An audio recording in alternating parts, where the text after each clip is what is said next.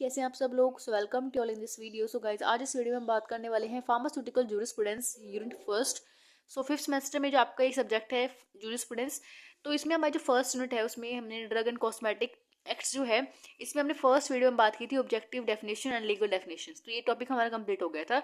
तो आज हम देखने वाले हैं इंपोर्ट एंड मैन्युफैक्चरिंग। तो इंपोर्ट और मैन्युफैक्चरिंग जो है, ये दो टॉपिक इस यूनिट के बचे हुए हैं। इसके बाद जो नेक्स्ट यूनिट होगी उसके अंदर हम ये जो स्केड्यूल बचा हुआ है इसका, ये भी हम नेक्स्ट यूनिट में ही बात करेंगे। सो आज हम देखने वाले हैं प्रोहिबिशन ऑफ एक्ट। देखो यहाँ पे हमें तो इंपोर्ट और मैन्युफैक्चरिंग दिया है, और सेल और लेबलिंग जो है, से लेबल और जो लेबलिंग और जो पैकेजिंग है, ये आपका सेकंड यूनिट का पार्ट है। ठीक है, तो इन दोनों टॉपिक को हम नेक्स्ट यूनिट में देखेंगे। तो प्रोविजन ऑफ एक्ट क्या है? प्रोविजन मतलब क्या होता है? नियम, यानी इस एक्ट के नियम क्या क्या है, तो वो चीज़ हमें देखना है। तो देखो यहाँ पे इंपोर्ट और मैन्युफैक्चरिंग जो है, इसके अकॉर्डिंग तो पहले हमें इंपोर्ट पढ़ना है, देन फिर मैन्युफैक्चरिंग हम देखेंगे।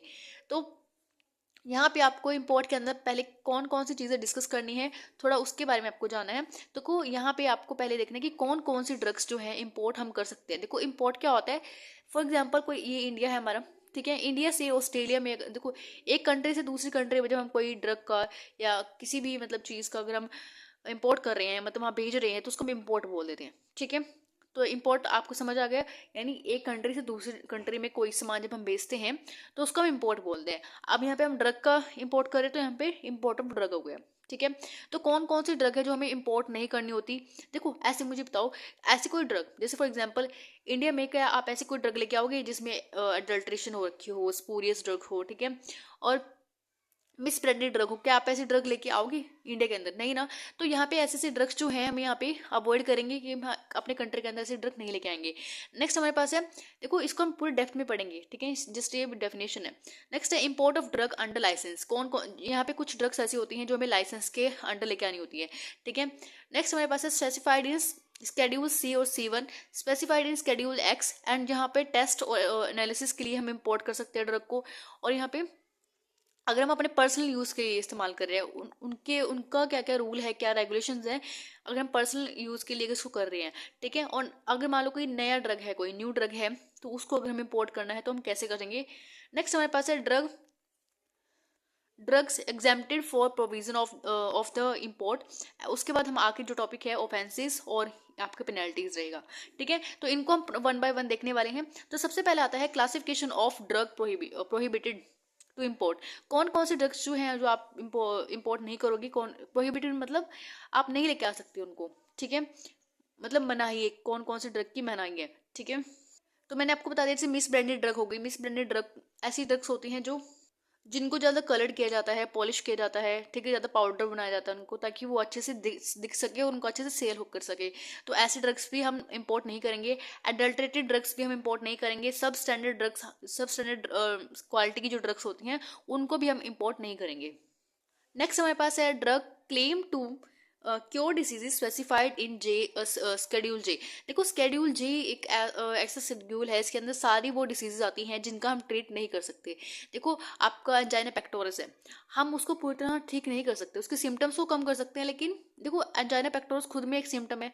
एड्स हो गया, ठीक है, काफ़ी सारी ऐसी बीमारियां होती हैं जैसे अथीरोस्क्लेरोसिस हो गया, ये सारी ऐसी बीमारियां हैं, ये डिसऑर्डर्स हैं जो हम ठीक नहीं कर सकते। अगर कोई ऐसी ऐसी कोई दवा, मतलब कोई इंसान ऐसी कोई दवा का क्लेम कर रहा है कि ये जो स्केड्यूल जे की जो बीमारियां हैं उसको ठीक कर सकती हैं, तो वो सारी ड्रग्स को भी हमें इंपोर्ट नहीं करना है। ठीक है, नेक्स्ट है drug thus manufacturing sale and distribution are prohibited in origin and in original country and except for the purpose of test and examination and analysis. ठीक है, हम यहाँ पे सिर्फ उसको टेस्ट और एग्जामिनेशन के लिए कर सकते हैं। ठीक है, इंपोर्ट। नेक्स्ट हमारे पास है द पेटेंट एंड प्रोप्रिटरी। देखो इसका पेटेंट जो होते हैं आपको पता है, जिसका पेटेंट जिसको पेटेंट मिला हुआ होता है वो ही उस मेडिसिन को बना सकता है। ठीक है, जब तक उसका पेटेंट मतलब उसको मिला हुआ है, जब तक उसको बनाने की इजाज़त मिली हुई है, तब तक अपने वो उस फॉर्मूला को, उस मेडिसिन की फॉर्मूला को डिस्क्लोज नहीं कर सकता। ठीक है, मतलब सबके सामने नहीं लेके आ सकता। ठीक है, तो यहाँ पे आपको कोई भी ऐसी पेटेंट या जो भी ऐसा कोई पर्सन है, ठीक है, जिसकी, इसका मतलब क्या होता है, प्रॉपर्टरी मतलब कि उसका अपना है वो, ठीक है, उसका मालिक है उस दवाइयों का, मतलब वही उसको बना सकता है और कोई नहीं बना सकता। Whose to formula is not disclose, जब तक वो अपना फॉर्मूला डिस्क्लोज ना कर दे तब तक आपको वो मेडिसिन नहीं बनानी है, ठीक है। नेक्स्ट हमारे पास आते हैं इम्पोर्ट ऑफ बायोलॉजिकल सी और सी वन के अकॉर्डिंग हमें देखना है। तो यहाँ पे देखो सी और सी वन में कौन कौन सी मेडिसिन आती है, पहले तो ये देखो, यहाँ पर मैं आपको एक बार आपको पूरा स्केड्यूल एक बार दिखा देती हूँ। देखो पहले यहाँ पे जे की देख लो, आपने जे भी पढ़ लिया है, तो यहाँ पे ऐसी लिस्ट ऑफ ड्रग्स है, यानी list of drugs and alignment which are drug not be claim to prevent और क्योर, मतलब ऐसी सारी बीमारी जो मतलब ठीक नहीं की जा सकती, बस उसके सिम्टम्स को कम कर सकती हैं। तो यहाँ पे कुछ ऐसी बीमारियां भी लिखी हुई हैं, देखो एड्स हो गया, एंजाइना पेक्टोरस हो गया, अपेंडाइज एथेरोस्क्लेरोसिस हो गया, ठीक है। तो काफ़ी सारी ऐसी बीमारियां हैं जो हम इसको ठीक नहीं कर सकते। तो देखो टोटल हमारे पास वैसे तो 53 होती हैं, आई थिंक 51 लिखा हुआ है वैसे मैंने यहाँ पे, मेरे को जहाँ तक याद है तो 53 होती है, तो शायद मैंने आपको गलती से लिख दिया यहाँ पे। तो एक बार आप एक बार देख लेना, चेक कर लेना, आपको अगर ये ऐसे क्वेश्चन आ जाता है तो ऐसे आप लिख सकते हो। तो सी और सी वन में क्या होता है, deals with the biological product. तो यहाँ पे बायोलॉजिकल प्रोडक्ट का मतलब समझ आया कि वहाँ पे बायोलॉजिकल प्रोडक्ट क्यों लिखा हुआ था सी और सी वन के सामने, तो यही रीजन है, क्योंकि यहाँ पे बायोलॉजिकल प्रोडक्ट जितने भी होते हैं, एंटीजन हो गया, टॉक्सिन्स हो गया, एंटीटॉक्सिन हो गया, वैक्सीन्स फॉर पेरेंटल इंजेक्शन हो गया, सोल्यूशन, सीरम, प्रोटीन, तो ये सब ऐसे इंजेक्शन जो हम सी के अंदर रखते हैं, ठीक है। अब सी वन के अंदर क्या आता है, जितने भी हमारे जो स्पेशल प्रोडक्ट्स होते हैं, such as fish liver oil हो गया, ठीक है, एर्गोट प्रिपरेशंस हो गई, तो यहाँ पे सारी जो हॉर्मोन्स हो गए, विटामिन, ठीक है, सब ये इसमें आता है सी वन के अंदर, ठीक है।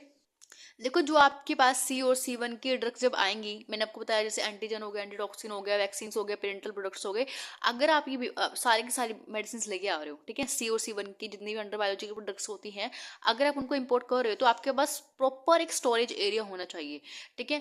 मान लो आपके पास आपने मतलब ऐसे इंजेक्शंस मंगवाए जो आपको सिर्फ 0 डिग्री सेल्सियस पे रखने होते हैं, 0 डिग्री सेल्सियस से नीचे रखने होते हैं, तो आपको बर्फ वाला एरिया स्टोर चाहिए होगा, रेफ्रिजरेटर उसके लिए चाहिए होगा, तो आपके पास पूरा प्रॉपर तरीके से स्टोरेज एरिया होना चाहिए, ठीक है। जैसा उस ड्रग का टेम्परेचर होता है इसके अकॉर्डिंग आपको उसको रखना होगा, ठीक है। तो यहाँ पे पूरा एक लाइसेंस लिखा हुआ है, licence must have adequate facility for storage. Next हमारे पास है licence must maintain the record the sale, यानी जितने आपने सेल कर दी हैं या सारा कुछ आपको रिकॉर्ड करना पड़ेगा, कितनी आप मेडिसिन लेके आए हो, कितना आपने मतलब किया है, लाइसेंस के अकॉर्डिंग सब कुछ आपको रिकॉर्ड करना पड़ेगा, ठीक है। नेक्स्ट है licence must allow to inspector to inspect the premises and check the records. देखो आपको पता है जब डीआई आता है तो डीआई आपकी प्रीमिसेस पे, यानी जो आपको जहाँ पे आपका क्लिनिक है, प्रीमिसेस मतलब जहाँ पे आपने क्लिनिक बनाया हुआ है, ठीक है, तो जिस जगह पे आपने क्लिनिक बनाया है वहाँ पे आ सकता है, ठीक है, डीआई, और आपको जितना भी मतलब सामान पड़ा हुआ है, जितना भी आपकी ड्रग्स मेडिसिन होती हैं वो सब चेक कर सकता है, ठीक है, आपके बिना परमिशंस के वो चेक कर सकता है। अगर उसको कोई लगता है कि हाँ इस क्लिनिक पे कुछ यहाँ पे मतलब अच्छे से नहीं रखा हुआ है, तो वो चेक भी कर सकता है, उसको वहाँ पे टेस्टिंग भी करवा सकता है, ठीक है, तो सब कुछ कर सकता है और आप उसको रोक नहीं सकते। नेक्स्ट हमारे पास है the licence must furnish the sample to the authority and license must not seal and drug from which sample is withdraw and he is advised not to sell recall and batch from for the market।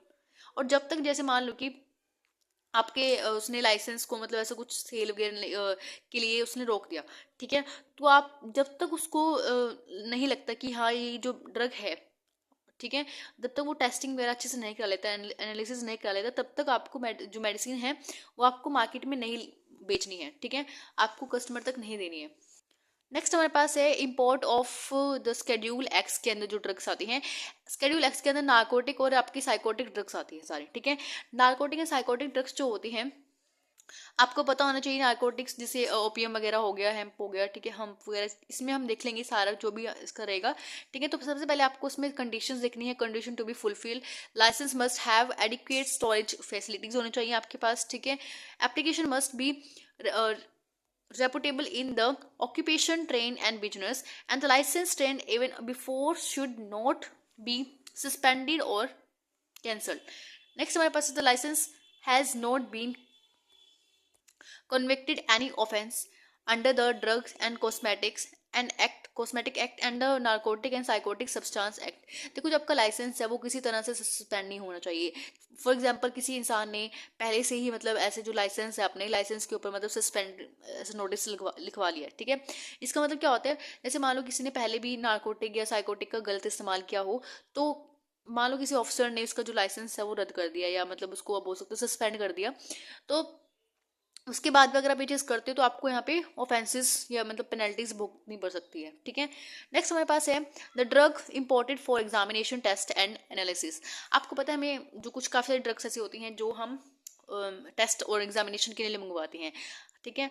अगर आप पढ़ रहे हो या मतलब masters अगर कर रहे हो आप, या मतलब कुछ भी, ठीक है, तो आपने देखा होगा कुछ मतलब लास्ट ईयर में आप क्या करते हो कि कुछ ड्रग्स मंगवाते हो और वहाँ पे उस पर टेस्टिंग करते हो, ठीक है। रिसर्च एंड डेवलपमेंट में ज़्यादा होता है ये। तो यहाँ पे देखो the licence the condition to be fulfil the licence is necessary under form जो 11 फॉर्म है, इसमें फॉर्म जो 11 है उसमें आपका जो लाइसेंस है वो नेसेसरी होना चाहिए, ठीक है। नेक्स्ट हमारे पास है must keep the record with respect to quantity, name of the manufacturer and date of the import, and must allow an inspector to inspect the premises and check the record। Simple है, जो inspector है उसको आपको मतलब पूरी तरह जो premises है आप उसको चेक भी कर सकता है, आपकी ड्रग्स को देख भी सकता है कि आपने कितना ड्रग्स है, कितना यूज़ किया है, कितना आपने रखा है, या मतलब कितना सब सारा रिकॉर्ड आपके पास होना चाहिए, ठीक है। नेक्स्ट हमारे पास है drugs imported for the personal use. अगर आप अपने पर्सनल यूज़ के लिए कोई ड्रग का इस्तेमाल कर रहे हो तो आपको यहाँ पे सिंपल लिखा हुआ है कि आपका जो डोसेज है, ठीक है, आपका 100 डोसेज एवरेज ही रहेगा, इससे ऊपर नहीं जाएगा, ठीक है। तो यहाँ पे कंडीशन जो टू बी फुलफिल किया कौन सी होंगी, up to 100 average dosage may be imported without any permit, यानी बिना मतलब परमिशन के अंडर आपकी जो डोसेज आपको सिर्फ 100 ही मंगवानी है, एक बार में सिर्फ आपको 100 एवरेज डोसेज ही मंगवा सकते हो अगर आप अपने पर्सनल यूज़ के लिए इस्तेमाल कर रहे हो, ठीक है। नेक्स्ट हमारे पास है provided it is a part of passengers and luggage, ठीक है, तो सिंपल है। नेक्स्ट है the more than 100 dosage imported with licence. अगर आपको ज़रूरत पड़ती है कि अगर आपको लगता है कि 100 डोसेज से मुझे ज़्यादा चाहिए तो आपको उसके लिए एक लाइसेंस यहाँ पे अप्लाई करना पड़ता है, जिसका यहाँ पे फॉर्म नंबर दिया हुआ है, फॉर्म नंबर 12A है, और 12B में आपको फॉर्म नंबर यहाँ पे अप्लाई करना पड़ता है। नेक्स्ट हमारे पास है the drugs must be bona fide personal use, यानी बोनाफाइड पर्सनल यूज़ में आपका ड्रग जो है मतलब ये सब आना चाहिए। नेक्स्ट है the drugs must be declare to the customer and collectors if is directed. Next हमारे पास है the import of drug without licence. अगर आप बिना लाइसेंस के, देखो काफ़ी सारी ऐसे ड्रग्स होती हैं, या ड्रग्स आप लगा लो, या देखो यहाँ पे सिंपल लिखा हुआ है कि ऐसी चीज़ें या ऐसे सब्सटेंसेस जो हम विदाउट परमिशंस के या विदाउट लाइसेंस के मंगवा सकते हैं। तो यहाँ पे सिंपल क्या लिखा हुआ है, the substances not use for medical permission. जैसे यहाँ पे मिल्क हो गया, मेल्ट लैक्टोज हो गया, ठीक है, ओट्स हो गए, आपके जितने भी अनडाइजेस्टेड फूड हो गया, जिंजर, यहाँ पे पेपर वगैरह, क्यूमिन, सब लिखा हुआ है। तो ये जो सारा सब्सटेंसेस हैं, ये सारे मटेरियल जो है ये हम बिना लाइसेंस के भी मंगवा सकते हैं, तो ये सबको पता होता है। नेक्स्ट हमारे पास है पेनल्टीज एंड उसकी जो पेनल्टीज, ठीक है, ऑफेंसेस और पेनल्टीज। तो ऑफेंसेस में हमारे पास क्या होगा, देखो अगर कोई इंसान spurious adulterated drug which are involve risk to human being और animals drug not having therapeutical value. अगर कोई इंसान ऐसी ड्रग्स का इस्तेमाल करके मतलब ऐसी ड्रग्स को बेचता है, मार्केट में इंपोर्ट करता है, तो यहाँ पे पेनल्टीज कौन कौन से लगती है। तो यहाँ पे पहले तो आपको 3 साल की जेल होगी, ठीक है। इम्प्रिजनमेंट में क्या होता है, जेल होना किसी को, ठीक है। तो इम्प्रिजनमेंट आपको 3 साल की होगी, उसके बाद आपको फाइन भी देना पड़ेगा 5,000 रुपये, ठीक है। और देखो यहाँ पे मेरे ख्याल से 10,000 रुपये होगा, ठीक है। नेक्स्ट हमारे पास अगर आप दोबारा इसको करते हो सब सीक्वेंट, मतलब अगर आप इसको दोबारा कर रहे हो, अगर आपने दोबारा गलती से वो कर दिया तो आपको 5 साल की जेल भुगतनी पड़ेगी और आपको 10,000 रुपये पे फाइन देना पड़ेगा।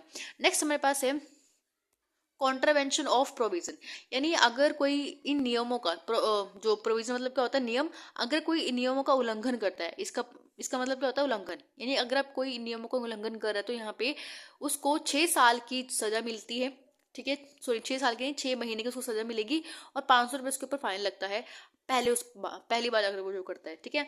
और उसके बाद दोबारा अगर वो करता है तो डबल हो जाता है सब कुछ, 1 साल की जेल मिलेगी उसको, उसके बाद वो 1,000 उसको फाइन देना पड़ेगा, ठीक है। अब देखो यहाँ पे कॉस्मेटिक्स में कौन कौन सी चीज़ें इंपोर्ट करना मना है। तो देखो यहाँ पे हम मिस ब्रांडेड कॉस्मेटिक्स जो होती हैं, स्पूरियस, यानी जो स्पूरियस मतलब किसी और के ब्रांड नेम से हम बेच देते हैं तो उसको स्पूरिस्ट कॉस्मेटिक्स बोलते हैं, ठीक है।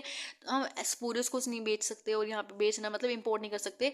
Next, cosmetics containing harmful ingredients, ऐसे इंग्रेडिएंट्स जो मतलब जिसमें हार्मफुल इंग्रेडिएंट्स हो, जैसे यहाँ पे इंग्रेडिएंट्स की वो भी लिखा हुआ है, देखो यहाँ पे cosmetic not standard quality which contains more than 2 ppm arsenic हो, अगर उसके अंदर 20 ppm अगर आपका लेड है, 100 ppm अगर हैवी मेटल है, तो यहाँ पे ये हार्मफुल होगा, ठीक है।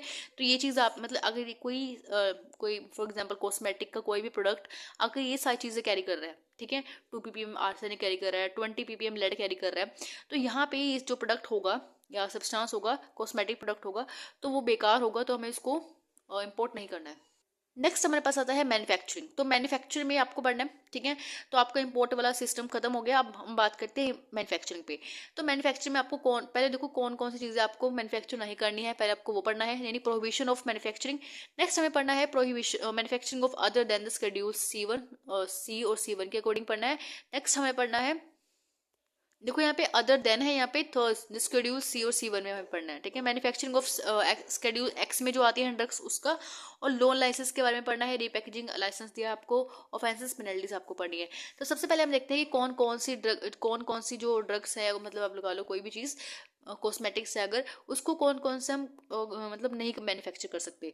तो प्रोहिबिशन ऑफ मैन्युफैक्चरिंग क्या है, drugs not of standard quality और misbranded and adulterated spurious. Obviously बात है, अगर आप कोई स्पूरियस मिसब्रांडेड एडल्ट्रेटेड ड्रग्स बना रहे हो तो आपको मैन्युफैक्चरिंग नहीं करनी चाहिए ऐसे ड्रग्स, ताकि क्योंकि वो दूसरे लोगों के लिए हार्मफुल होती है, ठीक है। नेक्स्ट हमारे पास है जिसको पेटेंट मिला हुआ है। अगेन, जिसके पास उस मेडिसिन को बनाने के लिए पेटेंट है, तो सिर्फ वो ही इंसान बना सकता है, और दूसरा कोई इंसान वो मतलब नहीं बना सकता, क्योंकि और पेटेंट को अगर आप ऐसी कोई दवाई बना भी लेते हो ना, तब भी मतलब वो मार्केट में अगर लॉन्च कर देते हो गलती से भी, तो आप इजीली पकड़े जाओगे, और ऑब्वियसली बात है आपको जेल ऑफेंसेस वगैरह जो भी मतलब वहाँ पे पेनल्टीज भुगतनी पड़ सकती है। नेक्स्ट हमारे पास है risky to human beings and animals. ऐसी दवाइयाँ, ऐसी कॉस्मेटिक प्रिपरेशंस अगर जो ह्यूमन बींग्स के लिए और एनिमल्स के लिए नुकसानदायक है, तो आपको वो भी नहीं बनानी है। ड्रग्स विदाउट थेरेप्यूटिकल वैल्यू, ऐसी ड्रग्स जिसको कोई थेरेप्यूटिकल वैल्यू है ही नहीं, यानी कोई असर हमारी बॉडी में नहीं करेंगे वो, तो वो भी ड्रग्स आपको नहीं बनानी है, वो मेडिसिन आपको नहीं बनानी है। नेक्स्ट हमारे पास है प्रिपरेशन कंटेनिंग साइक्लोमेट। साइक्लोमेट क्या होता है, नॉन न्यूट्रिशन स्वीटनर, यानी अगर कई लोग क्या करते हैं, मीठी गोलियां की दवाई बेच देते हैं, आपने देखा होगा मीठी गोली वाली दवाइयाँ, ठीक है। तो वो सिंपल क्या करते हैं, नो उसमें, और स्वीट गोलियों में क्या होता है, ठीक है, उसमें कोई न्यूट्रिशन नहीं होता। तो यहाँ पे सिंपल लिखा हुआ है साइक्लोमेट। साइक्लोमेट का सिंपल मतलब क्या है कि नॉन न्यूट्रिटेड स्वीटनर, तो यहाँ पे मतलब उस स्वीटनर में कोई भी न्यूट्रिशन नहीं होगा। नेक्स्ट हमारे पास है manufacturing of drugs other than schedule C और C1। तो अदर देन C और C1 के पढ़ना हमें, देखो यहाँ पे कंडीशंस क्या दी है, premises should be company with schedule M। देखो कंपनी मतलब क्या होता है, मतलब पालन करना, ठीक है। तो जो प्रेमिसेस है वो शुड कंपनी मतलब मैंने बताया पालन करना, यानी जो शेड्यूल, देखो शेड्यूल M में गुड मैन्युफैक्चरिंग प्रैक्टिसेस आता है, यानी GMP आता है। तो यहाँ पे हमें मतलब इस जो शेड्यूल M है उसका जो मतलब पालन करना होगा, ठीक है। पूरा जो भी इसके अंदर, जब आप शेड्यूल पढ़ोगे ना, तो इसके अंदर जितने भी आपको स्टेप्स दिए होंगे कि कैसा आपका प्रेमिसेस होता है, होना चाहिए, मतलब उसका एनवायरनमेंट अराउंड से कैसा होना चाहिए, आपका मतलब स्टोरेज एरिया, पैकेजिंग एरिया, मतलब सब उसमें इसमें दिया हुआ है। तो हम जब हम यहाँ पे पढ़ेंगे ना शेड्यूल M, तब हम देखेंगे, ठीक है। तो यहाँ पे सिंपल क्या बोला है कि शेड्यूल M को सारे जितने भी इसके अंदर शेड्यूल M के अंदर जो भी कुछ दिया हुआ है ना, सब आपको फॉलो करना है मैन्युफैक्चरिंग के दौरान। नेक्स्ट हमारे पास है the adequate facility for testing separate for the manufacturing, यानी पूरी फैसिलिटीज आपके पास होनी चाहिए। आपके पास प्रॉपर स्टोरेज एरिया होना चाहिए, स्टोरेज फैसिलिटीज आपके पास प्रॉपर होनी चाहिए। जो भी आप ड्रग्स बना रहे हो तो उसका प्रॉपर रिकॉर्ड मेंटेन करना है, at least 2 year from date of expiry. Next हमारे पास है should provide sample to authority, ठीक है। नेक्स्ट हमारे पास है फर्निश डाटा ऑफ स्टेबिलिटी, यानी फर्निश मतलब क्या होता है, किसी चीज़ को सामने लेके आना, प्रस्तुत करना, ठीक है, या मतलब देना किसी चीज़ को। तो सामने मतलब जो आपकी पूरी स्टेबिलिटी है, डाटा है, सब आपके पास होना चाहिए, सब दिखाना होगा आपको, ठीक है। नेक्स्ट है मेंटेन द इंस्पेक्शन बुक, ठीक है, इंस्पेक्शन बुक है वो भी आपको मेंटेन करनी है।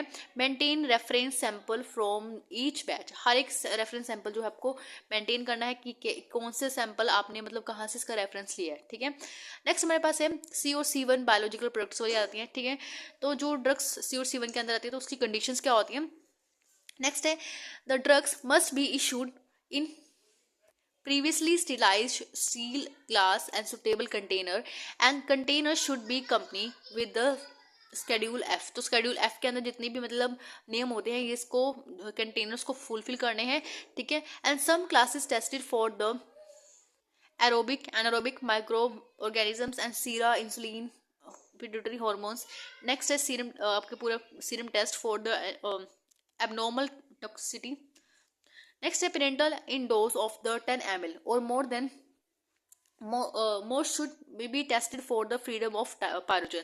अगर 10 ml या 10 ml से ज़्यादा है तो आपको पायरोजन कर, देखो पेरेंटल टेस्ट में आपका क्या होता है, पेरेंटल में तो जो आपकी पेरेंटल डोसेज फॉर्म होती हैं उसमें आपको ये पायरोजन का टेस्ट करना ही पड़ता है, क्योंकि आपके पेरेंटल्स जितनी भी प्रोडक्ट्स होते हैं ना वो सारे स्टेरिलाइज होने चाहिए, ठीक है। अगर आप डेफिनेशन में भी कभी पढ़ोगे तो पेरेंटल के आगे लिखा होता है सिंपल कि जो भी आपकी डेफिनेशन में क्या लिखा होता है, स्टेरिलाइज प्रिपरेशन होनी चाहिए, स्टेरिलाइज डोसेज फॉर्म होती है, ठीक है।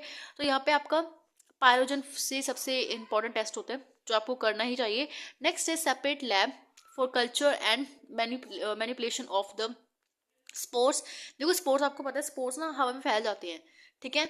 तो स्पोर्ट्स का क्या होता है, तो हमें इसका डिफरेंट कल्चर मीडिया बनाना होता है ताकि ये दूसरे भी मतलब ड्रग्स को या मतलब जो भी मेडिसिन उसको इफेक्ट ना कर सके। नेक्स्ट है test for sterility should be carried out. Next हम बात करते हैं manufacturing of schedule X drugs. तो यहाँ पे सिंपल क्या होते हैं, यहाँ पे कंडीशंस कौन कौन सी है, according of all transaction regarding manufacturing should be maintain in serial, मतलब पूरे जो मैन्युफैक्चरिंग के स्टेप्स होते हैं उनको आपको प्रॉपर तरह से सीरियल वाइज आपको मेंटेन करना है, बनाना है, ठीक है। नेक्स्ट है और जो भी मतलब इसका रिकॉर्ड होगा, जो भी मतलब फाइल्स वगैरह मेंटेन करोगे तो आपको 5 साल तक एटलीस्ट करके रखना है। नेक्स्ट है have to send invoice of the sale of licensing authority every 3 months and store drugs in direct and custody of responsible person. यानी अगर आप मेडिसिन को कहीं स्टोर कर लिए, ठीक है, मान लो आपने मेडिसिन पूरी मैन्युफैक्चरिंग कर ली है, अब बारी है उसकी स्टोर करने की। जब आप उसको स्टोर करोगे ना तो एक रिस्पॉन्सिबल पर्सन के अंडर ही आप उसको कस्टडी में रखोगे, ठीक है। यानी कि रिस्पॉन्सिबल पर्सन होना चाहिए जो आप उसकी आपकी ड्रग्स जो स्टोर ड्रग है उसकी कस्टडी में रहे। और देखो नेक्स्ट हमारे पास दिया हुआ है कि एक्स और एक्स आर एक्स क्या होता है। देखो ये एक साइन होते हैं, ठीक है। इन साइंस के जो हम शेड्यूल पढ़ेंगे तब मैं आपको आगे बताऊंगी। तो लेकिन कई ड्रग्स ऐसी होती हैं जो बहुत ज़्यादा डॉक्टर के अंडर दी जाती है, ठीक है, और डॉक्टर के प्रिस्क्रिप्शन के बिना आप बिना उसके नहीं देख सकते, ठीक है। तो पूरा ऊपर लिखा होना चाहिए कॉर्नर में, ठीक है। तो वहाँ पे आपने देखा भी होगा आरएक्स के बारे में, तो आपको लेबलिंग करना है उसके, अगर आप छोड़ दोगे तो वो गलत होगा। नेक्स्ट है मार्केटेड इन पैकेजिंग नोट एक्सीडिंग, यानी अगर आप टैबलेट्स बना रहे हो, टैबलेट्स आपके मैन्युफैक्चर कर रहे हो, पैकिंग की यहाँ पे सिंपल बात की गई है। अगर 100 यूनिट डोज जो है आपको टैबलेट और कैप्सूल की बना सकते हो, 300 ml जो है आप और लिक्विड बना सकते हो, और 5 ml जो है आप इंजेक्शन बना सकते हो। इससे ऊपर आपको एक्सीड नहीं करना है, ठीक है। नेक्स्ट हमारे पास है मैन्युफैक्चरिंग ऑफ कॉस्मेटिक। तो मैन्युफैक्चरिंग ऑफ कॉस्मेटिक मैंने आपको सिंपल बताया, ऐसी ड्रग्स जो मिस ब्रांडेड हो, स्पूरियस हो, ठीक है, और जो पर्सन को हार्मफुल करती है, तो वो चीज़ आपको बनानी ही नहीं है। सिंपल लिखा है miss branded, spurious and cosmetic and substances, sorry substandard quality अगर है तो आपको नहीं बनानी है। एंड कॉस्मेटिक्स कंटेनिंग हेक्साक्लोरोफिन और मर्करी कंपाउंड, तो वो भी आपको ऐसी मैन्युफैक्चरिंग नहीं करनी है। Cosmetic containing colour which contain more than 2 ppm of arsenic. 2 ppm मैंने आपको सिंपल मैंने आपको बताया कि ये सब चीज़ें मतलब कंटेनिंग इतना कुछ अगर होगा तो वो चीज़ आपकी जो है ड्रग्स जो होंगी, मतलब जो कॉस्मेटिक प्रिपरेशन है वो हमारे बॉडी के लिए हार्मफुल हो सकती हैं। And ice preparations containing tar colour, ठीक है, तो ऐसी मैन्युफैक्चरिंग से हमें नहीं करनी है, ठीक है, तो ये प्रोहिबिटेड है। नेक्स्ट अगर बात करते हैं ऑफेंसेस और पेनल्टीज की, तो अगर देखो manufacturing of any spurious drugs, अगर आप ऐसी ड्रग्स की मैन्युफैक्चरिंग करते हो जो स्पूरियस है, ठीक है, यानी किसी और के ब्रांड के नाम से ऐसी ड्रग्स अगर आप करते हो मैन्युफैक्चर, तो यहाँ पे आपको 2 से 3 साल की इम्प्रिजनमेंट जेल होगी, 5,000 फाइन लगेगा आपको, और उससे दोबारा करते हो सेम चीज़ तो वहाँ पे 2 से 6 साल का आपको इम्प्रिजनमेंट जेल होगा और 10,000 रुपये फाइन देना पड़ेगा आपको, ठीक है। नेक्स्ट है अगर आप अडल्ट्रेटेड ड्रग्स बना रहे हो तो यहाँ पे आपको सेम क्या होगा कि 1 साल की जेल होगी, 20,000 का फाइन लगेगा, 2 साल की अगर आप दोबारा कर रहे हो तो 2 साल की जेल और 20,000 का फाइन आपको लगेगा, ठीक है। और नेक्स्ट हमारे पास वही है कि अगर आप कोई भी मतलब उल्लंघन करते हो इस प्रोविजन का, तो यहाँ पे आपको 3 महीने की आपको जेल होगी और 500 फाइन लगेगा। अगर आप दोबारा करें तो 6 महीने की, और अगर उसको डबल हो जाएगा मतलब, ठीक है। नेक्स्ट हमारे पास है लोन लाइसेंस। लोन लाइसेंस आपको इंपॉर्टेंट है, टॉपिक आपको दिया हुआ है, ठीक है।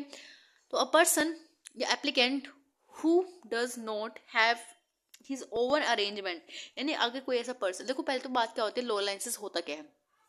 देखो लो लाइन से सिंपल होता है कि अगर कोई पर्सन है जो एप्लीकेंट, यानी applicant who does not have any oven arrangement, यानी एक पर्सन जिसके पास अपनी फैक्ट्री नहीं है, ठीक है, लेकिन वो बनाना चाहता है, अपनी मैन्युफैक्चरिंग कुछ करना चाहता है, तो उसके पास अपना एरिया नहीं है, अपनी प्रीमिसेस नहीं है, अपनी फैक्ट्री नहीं है उसके पास, तो यहाँ पे manufacturing but who wish to manufacturing facilities owned by other license such as license is called a loan license। यानी अगर उसको अपनी मतलब लाइसेंस लेके, लोन लाइसेंस लेके वो अपनी फैक्ट्री की मतलब किसी और की मतलब यूज करके अगर वो मतलब ऐसा करता है, किसी और से मतलब करता है, तो उसका उसको जो भी लाइसेंस मतलब लो लाइसेंस लेगा तो उसको हम क्या बोलते हैं, सिंपल लो लाइसेंस, ठीक है। तो एक बार मैं डेफिनेशन बोल देती हूँ। A person who does not have his own arrangement और factory for manufacturing but who wish to manufacturing facility owned by another license such as license or as called as loan license।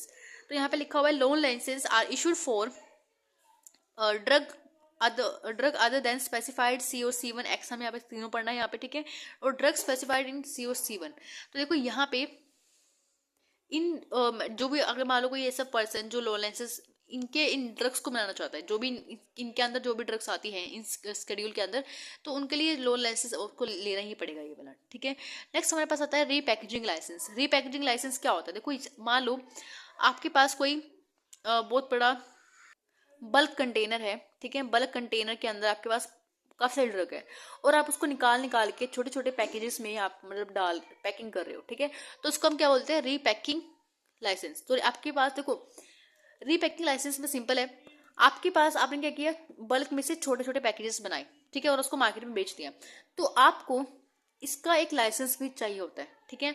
आप बिना किसी licence के इस bulk में से small packages नहीं बना सकते, ठीक है, आपके पास लाइसेंस होगा तो ही बना सकते हो आप, ठीक है। तो यहाँ पे लिखा हुआ है process of breaking up any drug from bulk container into a small packages. देखो इसका रीपैकेजिंग का मतलब क्या है कि दोबारा पैकेजिंग कर रहे हैं, ठीक है, small packaging and labelling with the view to other sale और distribution but does not include the compounding and dispensing. देखो आप किसी तरह के, देखो आपने यहाँ पे बल्क से छोटे उसमें पैकेजिंग में किया तो है, ठीक है, मान लिया, लेकिन अगर आप यहाँ पे खुद की मतलब कुछ और मिलावट कर देते हो उसके अंदर, अपनी तरफ से कोई और मिलावट कर रहे हो, डिस्पेंसिंग कर रहे हो, कंपाउंडिंग कर रहे हो, तो वो चीज़ गलत होगा, ठीक है। और packaging of any drugs in the original ordinary course of the retail business and repackaging of the drug is granted of drug other than schedule C or C and C1 and X, ठीक है। तो ये unit जो है आपकी complete हो चुकी है, आपने यहाँ पे इम्पोर्ट और मैन्युफैक्चरिंग पूरी तरह से कंप्लीट कर लिए, ठीक है। तो हमने लाइसेंस, ग्रेड लाइसेंस, जो एग्जामिनेशन, जो भी एनालिसिस, मैन्युफैक्चरिंग, न्यू ड्रग्स, ठीक है, तो ये सब हमने यहाँ पे पढ़ लिया है, ठीक है। अब देखो ये जो पूरी यूनिट है खत्म हो चुकी है, बस इसके अंदर शेड्यूल और टॉपिक बचा हुआ जो हम नेक्स्ट यूनिट पे बात करेंगे इसके बारे में। और जो उसके नोट्स है वो मैं आपको टेलीग्राम पे शेयर ऑलरेडी कर चुकी हूँ। आपको टेलीग्राम पे मैंने जो लिंक है वो मैंने डिस्क्रिप्शन में डाला हुआ है, ठीक है। डिस्क्रिप्शन में आप लिंक को जाके क्लिक करो, ठीक है, चेक करो, वहाँ पे डाउनलोड करो नोट्स को और पढ़ो वहाँ पे जाके, ठीक है। And thank you for this video, have a nice day.